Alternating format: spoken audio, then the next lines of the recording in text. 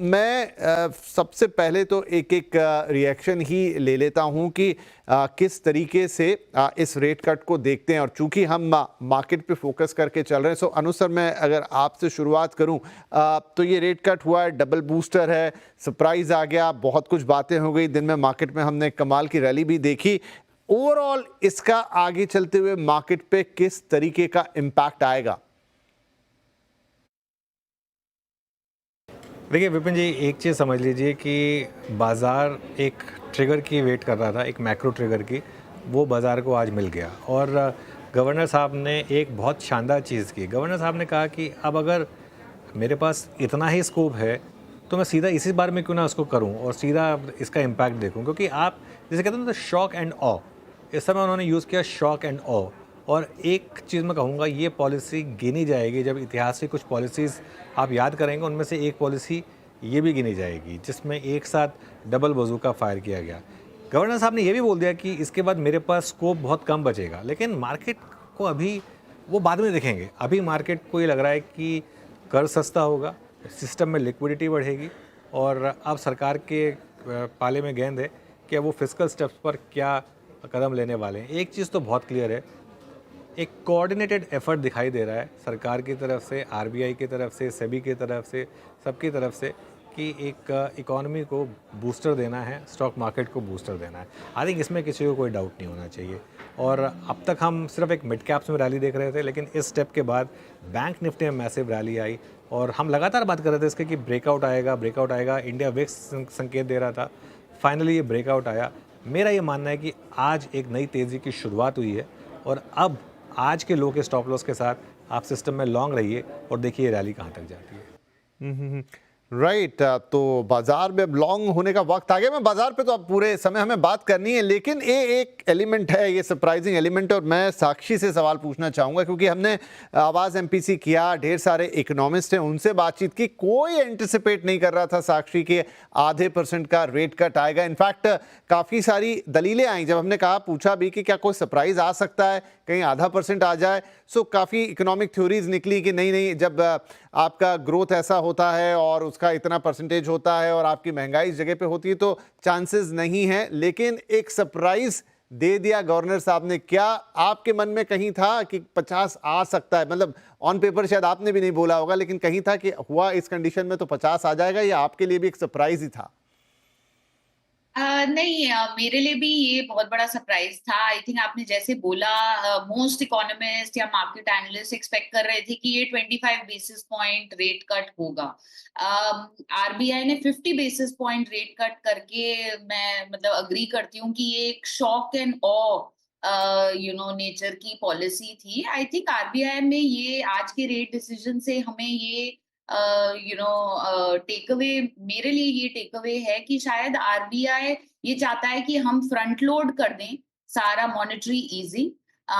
वो शायद अगस्त तक वेट नहीं करना चाहते थे कि इस बार 25 करें फिर अगस्त में 25 करें, तो उन्होंने एक साथ ही total 50 basis point rate cut कर दिया, क्योंकि हमें पता है कि मॉनेटरी पॉलिसी जो सिस्टम में है उसका इम्पैक्ट एक लैग के साथ आता है। तो आई थिंक वो चाहते हैं कि एनी ग्रोथ स्लो डाउन जो इंडिया में हो, बिकॉज जो ग्लोबल इकोनॉमी में हो रहा है उसको वो फ्रंट रन कर दे और पहले ही उस ग्रोथ स्लो डाउन को जितना अरेस्ट कर सकते हैं या कुशन कर सकते हैं वो कर सके। क्लियरली जो इन्फ्लेशन की ट्रेजेक्ट्री हमें पिछले कुछ महीनों से दिखाई दे रही है और इन्फ्लेशन कंटिन्यूअसली नीचे आता चला जा रहा है, वो भी बहुत ही फेवरेबल था आरबीआई के इस डिसीजन के लिए, क्योंकि क्लियरली इन्फ्लेशन साइड से उनके पास काफी ज्यादा मॉनेटरी स्कोप है कि वो मॉनेटरी इस टाइप की मॉनेटरी ईजिंग करते। So clearly bottom line is कि ये सरप्राइज था।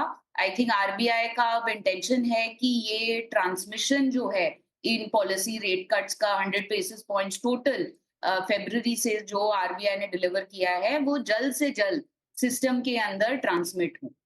ये इम्पॉर्टेंट होगा फैक्टर कि कितनी जल्दी उस सिस्टम में ट्रांसमिट होता हुआ दिखाई देगा। एक चीज़ जो सुनील जी मैं आपसे पूछना चाहूँगा, जब ये पूरी एमपीसी चली होगी, देखिए ये डिसीजन ऐसा नहीं हुआ होगा कि बस ऑन द टेबल आया और सबने कहा। आई थिंक बहुत सारा वाद विवाद हुआ होगा, बहुत सारी खींचतान हुई होगी, क्योंकि इतना सब कुछ कि आप 50 बेसिस पॉइंट का रेपो रेट कट कर दें, 1% का CRR कट कर दें और साथ में स्टांस को भी चेंज करते हुए नजर आए, तो ये सारा आई थिंक बहुत ज़्यादा या तो कहीं पिछली पॉलिसी से अभी तक जहन में चल रहा था, किस तरीके से हुआ होगा? मैं थोड़ा समझना चाह रहा हूँ कि वो 3 दिन में बातें क्या हुई होंगी और फिर कैसे इस नतीजे पर पहुंचे होंगे। देखिए, बात ऐसी हुई होगी कि देखिए जरूर इंटरनेशनल अनसर्टेनिटी है और डोमेस्टिकली चीज ऐसी है कि फिजिकल तौर पे गवर्नमेंट में बजट में ही 1 लाख करोड़ का अर्बन मिडिल क्लास को पैसा हाथ में दे दिया, राइट? वो एक बात तय हो गया था। इंटरनेशनल अनसर्टेनिटी है तो क्या असर इंडिया के एक्सपोर्ट्स के ऊपर होगा, बीटीए की कैसी होगी, एक अनसर्टेनिटी का माहौल। दूसरी चीज, तीसरी बात यह है कि अब तक उन्होंने 50 बेसिस पॉइंट का रेट कट किया था, बट उनके मन में था कि साल में 100 बेसिस पॉइंट्स का रेट कट करना है। तो 3 दिन में चर्चा ये होगी क्या हम अभी 25 और बाद में 25 करें, या अब ये एक शॉक एंड ऑव जिसे बताया गया कि अभी हम फ्रंट लोड कर दें। और इसका कारण ये था क्योंकि अनिश्चितता, अगर आप आरबीआई के गवर्नर की स्पीच और प्रेस कॉन्फ्रेंस सुने, इतनी अनिश्चितता है ओवरऑल माहौल में, तो आरबीआई की तरफ से एक निश्चिंतता प्रोवाइड करना, तो वो एक बात थी। वन सेकंड है कि हर बार सोच होती है कि ट्रांसमिशन ट्रांसमिशन ट्रांसमिशन, और आरबीआई गवर्नर ने साफ कह दिया कि अभी तक जो 50 बेसिस पॉइंट हुआ उसका 27 बेसिस पॉइंट डिपॉजिट में ट्रांसमिट हुआ है, मगर एग्जिस्टिंग लोन पे 17 और नए लोन पे खाली 6 बेसिस पॉइंट का ट्रांसमिशन। पर वो भी मान रहे थे कि वो जल्द हुआ है, कि नॉर्मली 6 to 9 मंथ्स लगता है। तो उनकी सोच ये थी कि अब रेट कट तो करना है, ट्रांसमिशन को सपोर्ट करना है, तो क्या करना है? फर्स्ट फ्रंट लोड करो, सेकंड बैंक को कोई एक्सक्यूज ना दे कि वो ट्रांसमिट ना करे। अभी उन्होंने जो 2.5 लाख करोड़ का सीआरआर कट से लिक्विडिटी प्रोवाइड किया है बैंक्स को, उससे उनकी कॉस्ट ऑफ फंड्स में 6 basis points on an average savings मिल रही है। तो नेचुरली अब किसी भी बैंक के पास कोई एक्सक्यूज नहीं रहा। तो इसलिए उन्होंने कहा कि अब हम जिम्मेदारी हमारी तरफ से सिस्टम को सौंपते। सिस्टम माने कौन? एक होता है बैंक और एनबीएफसी लेंडिंग, और दूसरा होता है कंज्यूमर। देखिए, कंज्यूमर को अब इस महीने से उनको उम्मीद महसूस होगी कि मेरी टैक्स में बचत हुई है, मगर खर्चा करने की मन लगनी चाहिए ना। तो अब ये रेट कट भी अगर ईएमआई की ड्रॉप में से आएगा तो फिर कंज्यूमर के हाथ में है कि वो पैसे का क्या करे।